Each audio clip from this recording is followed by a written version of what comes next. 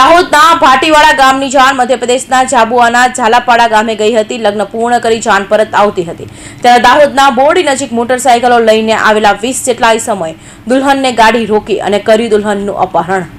દાહોદના ભાટીવાડા ગામની જાણ મધ્યપ્રદેશના જાબુઆના ઝાલાપાડા ગામે ગઈ હતી. લગ્ન પૂર્ણ કરી જાણ પરત આવતી હતી ત્યારે દાહોદના બોરડી નજીક મોટરસાયકલો લઈને આવેલા 20 જેટલા સમયે દુલ્હનની ગાડી રોકી અને કર્યું દુલ્હનનું અપહરણ. ગાડીના ડ્રાઈવરને ધમકી આપી ગાડીમાંથી દુલ્હનનું અપહરણ કરી ફરાર થઈ ગયા હતા. ઘટનાની જાણ કતવારા પોલીસને કરાતા દાહોદ એલસીબી સહિતની પોલીસની ટીમનો કાફલો દોડી આવ્યો હતો અને દુલ્હનની અપહરણ કયા કારણોસર કરાયું તે દિશામાં પોલીસે હાલ તપાસ ધરી છે.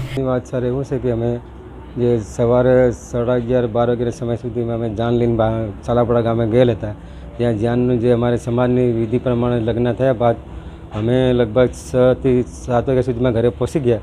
એના બાદ મને 10:30 વાગ્યે મને ફોનથી વાત મળી કે તમારા ભાણેજની જે લગ્ન કરેલી પત્ની લોકો ભગાવી લઈ ગયા. એટલે અમે ઘરેથી તરત પાછા ફર્યા અને પછી અહીંયા અમે કતવારા પોલીસ સ્ટેશન આવ્યા અને અમે અહીંયા પોલીસ સ્ટેશનમાં જે ફરિયાદ નોંધાવી અને જે બી અમારે વહેલી તકે ન્યાય મળે એની સાહેબને વિનંતી. નીનામાં કિરણભાઈ સોવનભાઈ. સુરેશ કાપડિયા, દાહોદ.